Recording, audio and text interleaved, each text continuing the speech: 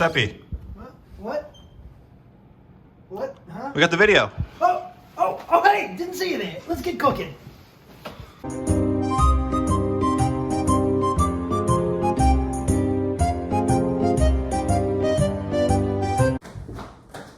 Oh, hi, didn't see you there. Sorry about that, catching a little cat nap.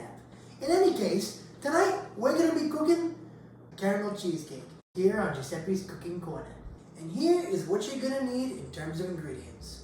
You are gonna need 2 cups of honey-made graham cracker crumbs. You can crumb your own graham crackers if you want. You're gonna need sugar, like a cup of it. You're gonna need some heavy whipping cream. You're gonna need 14 ounces of caramel. We're using jarred caramel, but I prefer to use cubed caramel, but we couldn't find any of that, so jarred caramel. You're gonna need some eggs. You're gonna need a little bit of vanilla. You're gonna need 2.5 sticks of cream cheese. I like to use third less fat. You're gonna need a 1/2 stick of butter. And you're gonna need some salt. And finally, you're gonna need some flour. Okay, now that we've gone over the ingredients, let's go over the hardware. What you're gonna need is a set of measuring cups, a spoon, 1 whisk,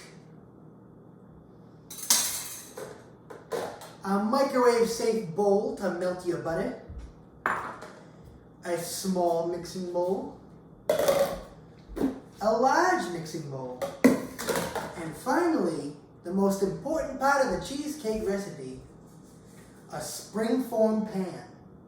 What makes this pan special is that you can unclasp it and pull it off at the bottom. This is something you must have for your cheesecake. Okay, as always in the cooking videos, step 1 is gonna be wash your hands. Go ahead and turn your water on, run your hands underneath them to wet them up. Then get some liquid hand soap and squirt it on. 2 squirts is my preferred amount. Rub it all around your hand, over the back, in between the knuckles, up your fingers. Make sure you get your thumbs. And go ahead and stick it in the water. Start rubbing it off. Keep washing your hands. Keep the kitchen clean. Stave off infection. Alright, now that our hands are washed, we're going to move on to step number 2, which is going to be make your crust. Okay, what you're going to do is put 2 cups of your graham cracker crumbs into this little bowl, and you're going to melt your 1/2 stick of butter. Once your butter is all melted and your crumbs are in the bowl, go ahead and add them to one another, like so. Put the bowl in the sink, and start mixing this together. This is going to be the crust of our cheesecake. Alright, now that your crust is all nice and mixed, you're going to put it in the spring-form pan. First things first, make sure your pan is locked, and go ahead and sprinkle it in. Use a spoon and spread this around the bottom of the pan. You want it nice and even and flat. And Viola, you have a cheesecake crust. Alright, step number 3. Now that your crust is made, it's time to preheat your oven.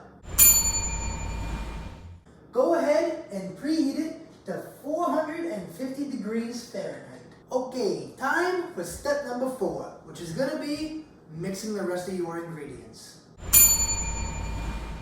So for starters, you're going to want 2.5 sticks of cream cheese in this large bowl.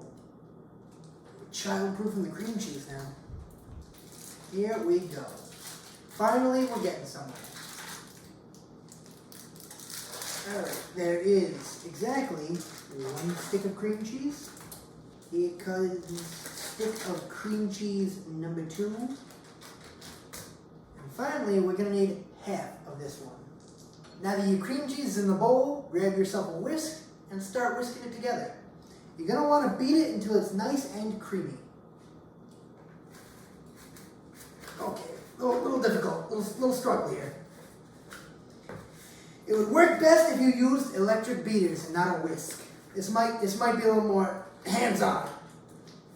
after going around and asking some neighbors, we happened to find an electric beater. This is what I recommend you use. Go ahead and remove your fork and scrape that cream cheese off of it if you can. And then turn on your beater and beat the cream cheese until it is whipping.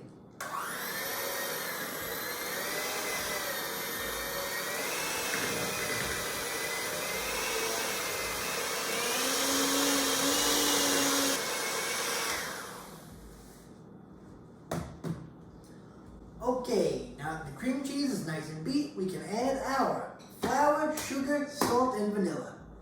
Go ahead and start with your sugar. You're going to need a cup of sugar. You're going to need a tablespoon and a half of flour, 1/4 teaspoon of salt, and then 1 teaspoon of vanilla. Go ahead and continue beating your mixture.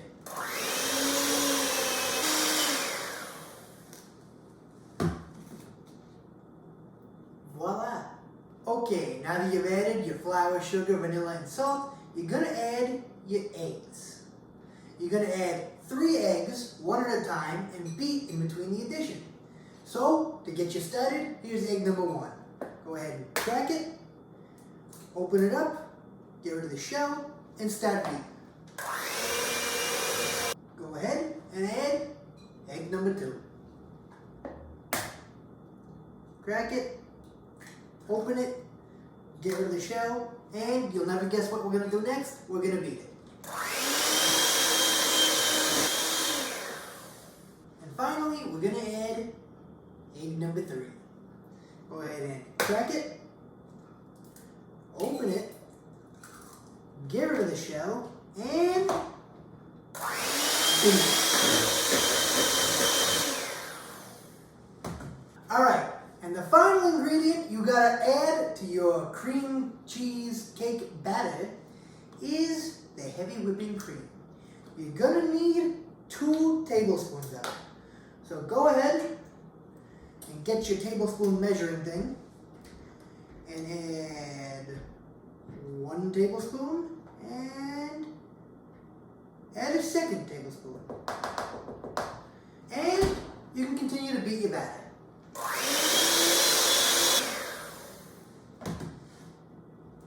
Should be good. Okay, now that your batter's done and your crust is in your pan, it's time to combine the two. We call this step number 5, or pouring the batter over the crust. Go ahead and take your batter and maybe even get yourself a little scraper, since I use it so often, and just start pouring your batter over the graham cracker crumbs you have in the pan already. Make sure you get all the batter out of here. Batter is quite delicious, I must say, but I digress. There we are. Get it all out. Smooth it on the top. Now we're on to step number 6, which is going to be bake your cheesecake at 450 degrees for 10 minutes. Go ahead and take a look at your oven. It should be heated up to 450 degrees by now. You're going to want to open it, take your pan, and very carefully insert it into here. Once it's been in for 10 minutes, what you're going to do is reduce the temperature to 275 degrees. This is essential.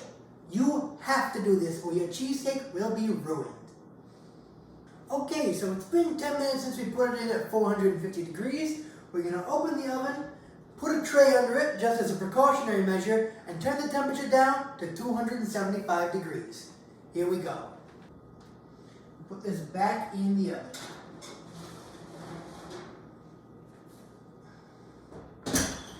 Now it's going to cook for like 45 minutes. Okay, now on to step 7. Our cake's been in the oven for a little bit now, and even though it hasn't browned on the top like I expected it to, it should be just about done. So, after I checked it, what we're going to do is we're going to turn the oven off and leave the door slightly ajar so the cake can cool in the oven while the oven cools down.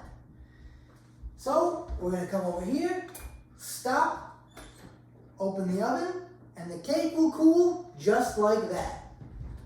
And in 15 minutes, we'll be ready to put it in the fridge. Now we're on to step number 8, which is going to be making your caramel sauce. Go ahead and take your Hershey's caramel. You got a jar like this, like I did, just put it in the pot, heat it up. If you got the actual caramels, what you're going to do is you're going to take them and put them in this and melt them into a liquid with the use of some heavy cream. I'll post the recipe at the end of the video so that you can see exactly what the recipe tells you to do if you can get the right ingredients. Unfortunately, I couldn't. So for me, we're just heating this caramel up in this sauce pot with a spoon. We're going to let this heat up. Okay, your caramel is nice and hot. With the heat, it became a lot thinner. So what we're going to do is turn it off and take it off, and we'll let this cool down and thicken a little bit. Now while that happens, we're going to take the cheesecake out of the oven. Go ahead and grab a nice little dish towel or something to grab the pan with because it's going to be hot, and take your cheesecake out like so. Not too shabby. Alright, so you'll remember that in the beginning of the video I said we were using a spring-form pan. And what that means is that by flicking this little doodad right here, the whole pan will expand and I can lift it off of the cheesecake. Before we do that, however, we need to take a knife and run it around the edge of the cheesecake so that none of it sticks to the spring-form pan. So, this is the time, grab a knife, and then run along the outside of the cheesecake, like so. There, I have made it all the way around. Now we can take off the pan. So flip the thing, it'll expand and lift it up. Now the caramel has cooled a little bit and we can drizzle it over the top. But before we do that, we're going to put this on something so I don't get it all over the counter. I found this handy dandy little bag and I just put it under so there was not too much overflow. So the caramel has thickened a little bit as it's cooled down after we heated it up. So you're going to take it and just start drizzling it over the top in a beautiful fashion. This is looking delicious. So you're going to take your cheesecake, now covered in this lovely caramel sauce, and you're going to refrigerate it. I recommend refrigeration 6 to 8 hours. Overnight also works. Okay, so it's tomorrow. Our cheesecake is refrigerated overnight, and now it's time for the final step. It's going to be take it out of the fridge, cut it, and plate it. Watch closely now. We're going to go over to the fridge, open her up like so, grab our cheesecake out of there, be careful not to drop it, put it on the counter like so, and bask in its glory. You're going to grab a little plate to serve it on, something nice. It is cheesecake after all. Go ahead and take your knife. I'm using a butter knife, but it'd probably be better to use like a pie cutter. And get to the center of that cake. Make a surgical incision. And cut yourself a piece of this caramel cheesecake.